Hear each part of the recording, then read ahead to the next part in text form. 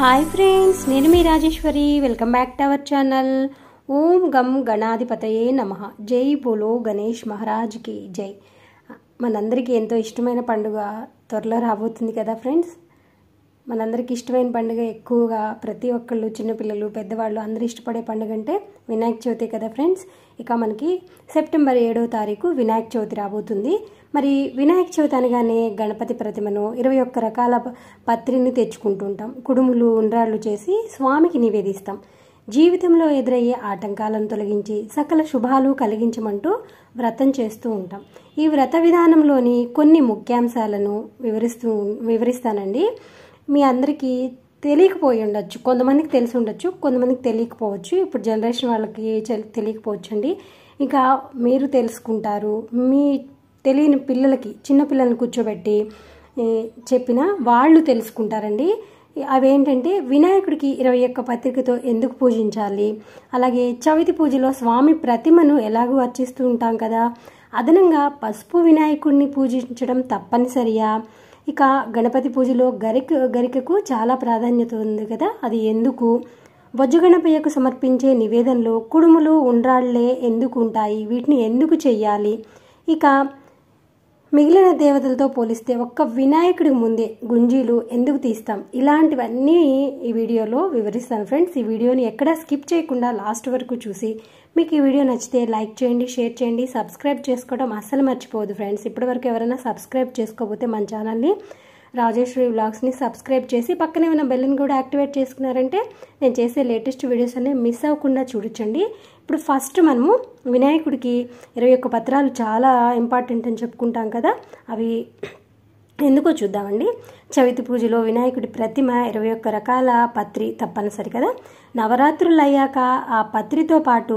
విగ్రహాన్ని స్థానికంగా ఉండే చెరువులు బావులు నదుల్లో నిమజ్జనం చేయటం మామూలే నిజానికి ఈ పత్రిలో ఉపయోగించే ఆకులన్నీ ఔషధ గుణాలు కలిగినవండి ఇక వానలు కురిసే ఈ సమయంలో జలాశయాలు కలుషితమవుతాయి వీటిని శుభ్రం చేయడానికి ఈ 21 రకాల పత్రి సరైన పరిష్కారం అని చెప్తారు ఆ ఆకుల్ని నీటిలో కలిపినప్పుడు వాటిలో ఔషధ గుణాలన్నీ నీటిలోకి చేరుతాయి అవి బ్యాక్టీరియాను నిర్మూలించి జలాన్ని శుద్ధి చేస్తాయండి అందుకని ఆ 21 పత్రాలకు అంత ప్రాధాన్యత ఉంది ఇక గణపతి పూజలో గరికకు ప్రాధాన్యం ఎందుకో తెలుసుకుందామా గరిక లేని గణపతి పూజ వ్యర్థమని శాస్త్రాలు చెబుతున్నాయండి ముఖ్యంగా వినాయక చవితి నాడు స్వామికి అర్పించే పత్రికలో గరిక ఎందుకు తప్పనిసరి అంటే పూర్వం అనాలసురుడు అనే రాక్షసుడు విపరీతమైన వేడిని పుట్టించి దేవతల్ని ఇబ్బంది పెట్టాడట అది తెలిసి వినాయకుడు ఆ అసురుణ్ణి మింగేయడంతో స్వామి శరీరం వేడిగా మారిపోయిందట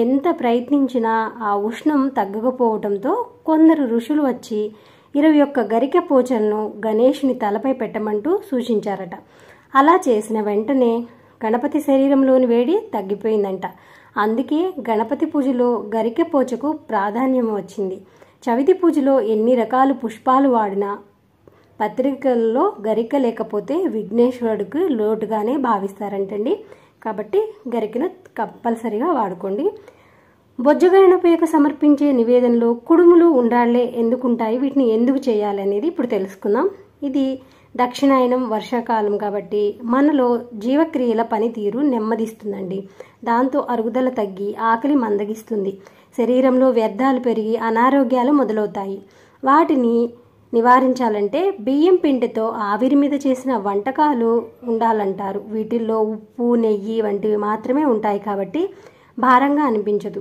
అరుగుదల బాగుంటుంది శరీరానికి శక్తి కూడా అందుతుంది ఈ కాలంలో ఆహార విషయంలో శ్రద్ధ తీసుకోవడం తప్పనిసరి కాబట్టి మన పెద్దలు ఇలా ఆవిరిపైన ఉడికించిన వాటిని తినడం మంచిదని భావించారు అందుకే గణపతికి కుడుములు ఉండ్రాళ్ళు వంటి సమర్పించే సాంప్రదాయాన్ని తీసుకొచ్చారట ఇక చవితి పూజలో స్వామి ప్రతిమను ఎలా అర్చిస్తాము మనం చక్కగా ఒక ప్రతిమను తెచ్చుకొని పూజిస్తూ ఉంటాం అయితే కంపల్సరిగా పసుపు గణపతిని పెట్టి పూజిస్తుంటాము అది ఎందుకో తెలుసుకుందాం వినాయకుడు సిద్ధి ప్రదాత అందుకే ఓ పనిని తలపెట్టే ముందు వినాయకుడిని పూజించి దాన్ని విజయవంతం చేయమంటూ వేడుకుంటాం ఆ సూత్రాన్ని అనుసరించే పూజ వ్రతం నోము ఏది తలపెట్టినా ముందుగా గణపతిని పూజించాలనే సాంప్రదాయం ఇది మీ అందరికి తెలుసు ఫ్రెండ్స్ అయితే ఇదే వినాయక వ్రతానికి వర్తిస్తుంది కదా చవితి వ్రతం స్వామివారి విగ్రహాన్ని వరసిద్ధి వినాయకుడిగా పిలుస్తాం. అంటే ఆ స్వామిని ఆహ్వానించి పూజించే ముందు